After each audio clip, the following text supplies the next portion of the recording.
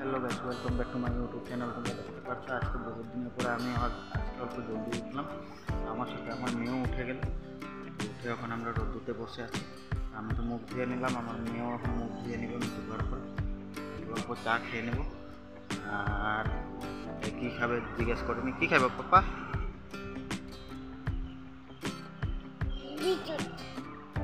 তোমরা দেখতেই পারছো বিস্কুট খাবে। দেখি মুখ ধুয়ে নিই। আর আজকে ফাইনালি বহুত জলদি উঠে গেলাম, বহুত দিন পর। তো অত জলদি কখনো উঠিনি। খাও।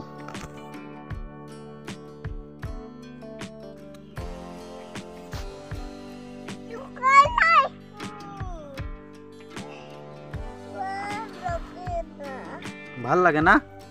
তো কি খাইবা এখন তুমি?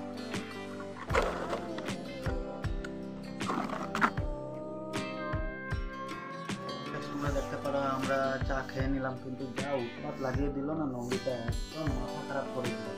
সকাল সকাল উঠে একদম মাথা খারাপ করে দিল। চাও সব আলায়া অবস্থা নাইকিয়া করে দিল। আবার আমি চা বানালাম, দুজনে মিলে খাইলাম, দিয়ে শান্তি। দেখতেই পারো অত উৎপাত করে কী যে করবো আমি বুঝতে পারছি না। সবাই দেখতেই পারো ছোটো একটা ভাড়া বাইর হইলো। তো ব্যাগগুলো আগে দিয়ে আসবো স্টেশনে, তারপর মানুষ 3-4 জন আছে ওদেরকে দিয়ে আসবো।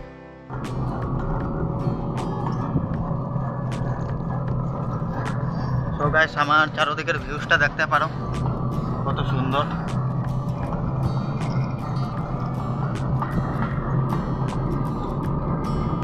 তো আমার সাথে আছে এখন ধেনু।